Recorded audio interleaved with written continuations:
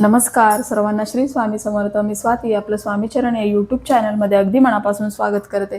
तर आज आपण व्हिडिओ बघतोय तो श्रावणातला पहिला सोमवार. तर त्या दिवशी आपल्याला पूजा कशी करायची, तर बघा अशी बेसिक तयारी करून घेतली आहे. इथे आता ही जागा स्वच्छ पुसून घेतली, एक पांढरं वस्त्र याच्यावर हांतरलंय. आता इथे आपल्याला शिवामूठ अर्पण करायची आहे शिवपिंडीवर. तर सोमवारी सकाळी किंवा अगदी प्रदोष काळामध्ये ही पूजा तुम्ही करू शकता.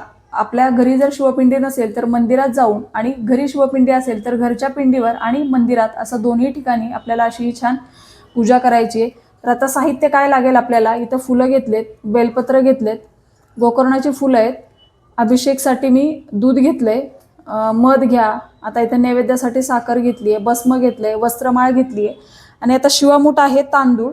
तर आपल्याला 3 मुठी तांदूळ व्हायचे असतात. तर असे अख्खे तांदूळ आपल्याला घ्यायचेत. ही एक काळजी घ्या, तांदूळ तुटलेला किंवा खराब झालेला, आळी लागलेला तांदूळ घेऊ नये. तर असे स्वच्छ तांदूळ आपल्याला शिवामूठ अर्पण करण्यासाठी घ्यायचे, कारण पहिली शिवामूठ आहे तांदूळ.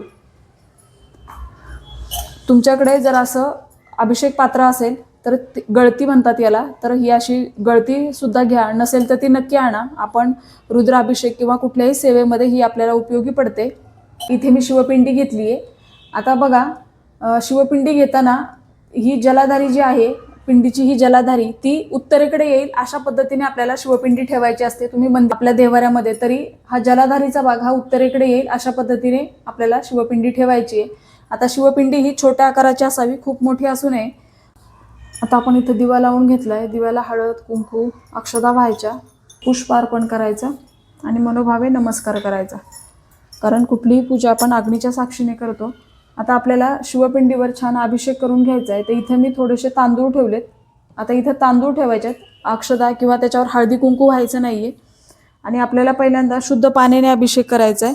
तुमच्याकडे जर गळती असेल तर अशी गळती वापरा, किंवा मग तुम्ही चमच्याने सुद्धा पाणी घालून, पुरुष अभिषेक करत असतील तर ओम नमः शिवाय, आणि स्त्रिया करत असतील तर नमः शिवाय असा मंत्र म्हणत म्हणत आपल्याला अभिषेक करायचा आहे. आता शुद्ध पाण्याने अभिषेक केलेलं पाणी आपण घरातल्या सर्व व्यक्तींनी प्यायचं आहे. उरलेलं पाणी आपल्या घरामध्ये शिंपडायचं, आणि जास्त पाणी असेल तर ते आपण आपल्या पिण्याच्या पाण्यामध्ये टाकू शकतो. आता अभिषेक जेव्हा चालू असतो तेव्हा आपण शिवअष्टोत्तर नामावली म्हणू शकतो किंवा शिवमहिमा स्तोत्र म्हणू शकतो, कारण सोमवार आहे आणि त्या दिवशी नागपंचमी पण आहे. तर आपल्याला जेवढ्या जमतील तेवढ्या जास्तीत जास्त सेवा या दिवशी करायचेत. आता तुमच्या घरी जर शिवपिंडी नसेल तर आपण ही सेवा मंदिरामध्ये केली तरी चालेल, पण आपल्या घरी छोटीशी का होईना पण शिवपिंडी असावी, आणि ती तुम्ही श्रावण महिन्यामध्ये आणू शकता. शिवपिंडी ही जास्त मोठी नसावी, आपल्या अंगठ्याच्या उंची एवढीच असावी. आता पाण्याने अभिषेक करून झाला की आपण गळती काढून घ्यायची आणि दुधाने अभिषेक करायचा आहे. आता आपण दुधाने अभिषेक करायचा आहे. बघा, दुधाने अभिषेक करताना आपण निरसं दूध घ्यायचे, म्हणजे जे तापवलेलं दूध नसतं ते दूध आपण घ्यायचं, आणि गाईचं दूध वापरावं.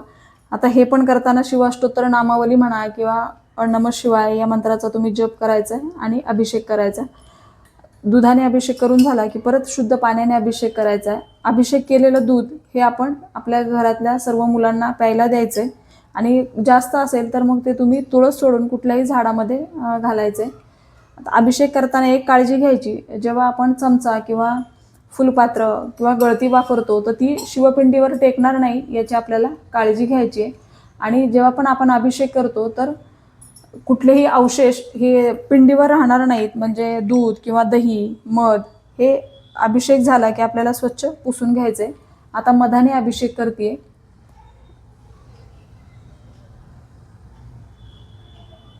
आता इथे आपल्याला शिवपिंडी ठेवायची, ते इथे थोडेसे तांदूळ घातले. आता आपली शिवपिंडी जरी छोटी असेल तरी आपल्याला शिवपिंडीला भस्म लावताना हे 3 बोटांनीच लावायचे. ब्रह्मा, विष्णू, महेश असे हे 3 बोटांनी आपल्याला भस्म लावायचे.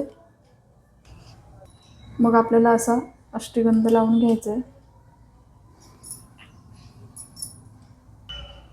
मग आपल्याला वस्त्रमाळ अर्पण करायची आहे अशा पद्धतीने. आता जे बेलपत्र असतं तर बघा, ही मागची बाजू आहे आणि ही पुढची. तर इथे छोटीशी गाठ असते, ते आपल्याला काढून घ्यायची आहे, आणि मग बेलपत्र असं पालथा अर्पण करायचं. स्वच्छ धुवून घ्यायचं आणि मग बेलपत्र आपल्याला अर्पण करायचं आहे. तर आता बेलपत्र अर्पण करताना ते जी ही दांडीची बाजू आहे ती जलधारीकडे होईल अशा पद्धतीने आपल्याला बेलपत्र हे शिवपिंडीवर अर्पण करायचं असतं. आणि बेलपत्र हे नेहमी आपल्याला पालथा अर्पण करायचं आहे. आता आजची शिवामूठ आहे ती तांदूळ आहेत. तर तांदूळ आपल्याला अर्पण करताना ते तुटलेले नसावे, अख्खे तांदूळ आपल्याला घ्यायचेत. तर पहिल्या सोमवारची शिवामूठ आहे तांदूळ, त्यामुळे आपल्याला तांदूळ व्हायचेत. आता गोकर्णाचं फूल मी इथं वाहतीये. आपल्याकडे जर गोकर्णाचं फूल असेल तर तुम्ही नक्कीच शिवपिंडीवर गोकर्णाचं फूल वाहा. पांढरं फूल किंवा धतोरा फळ त्याचं फूल जर मिळालं तर ते सुद्धा आपल्याला पिंडीवर अर्पण करायचे. असं बेलपत्र आपल्याला घ्यायचे आणि शिवाष्टोत्तर नामावली म्हणत तुम्ही 11, 21, 108 बेलपत्र अर्पण करू शकता. आता अर्पण करायचं, परत काढून घ्यायचं तुमच्याकडे जर एवढे नसतील तर. आणि 108 नामावली म्हणजे शिवाष्टोत्तर नामावली आपल्याला म्हणायची. एकदा म्हटलं की परत काढून घ्यायचं, परत अर्पण करायचं. अशा पद्धतीने एक बेलपत्र असलं तरी तुम्ही अशी सेवा करू शकता. आता इथे आपण बेलपत्र वाहिले, गोकर्णाची फुलं वाहिलेत. आता शिवामूठ आपल्याला अर्पण करायची आहे. तर पहिल्या सोमवारची शिवामूठ आहे तांदूळ.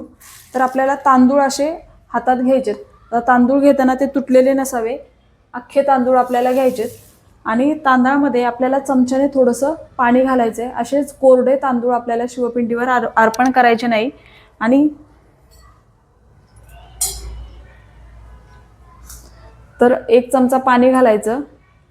असं 2-3 चमचे मी याच्यामध्ये पाणी घालून घेतलं आणि मग आपल्याला हे शिवपिंडीवर अर्पण करायचं आहे.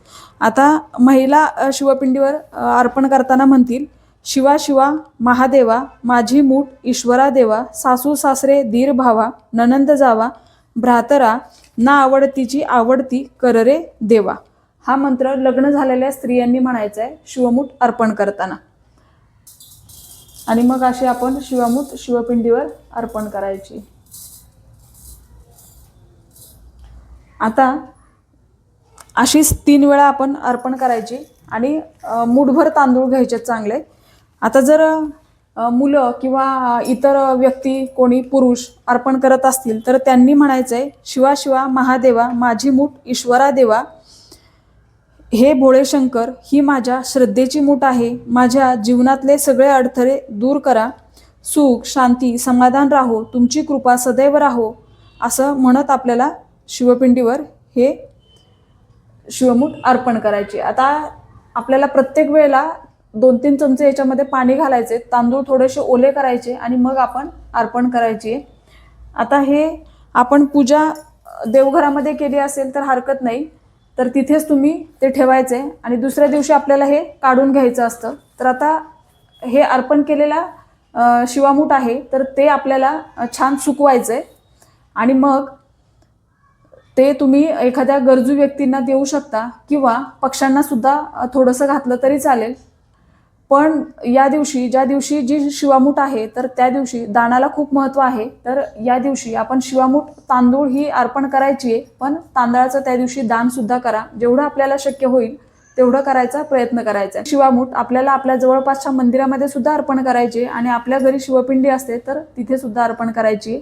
ही सेवा तुम्ही सकाळी करा किंवा प्रदोष काळामध्ये करा, पण या दिवशी ही सेवा नक्की करा.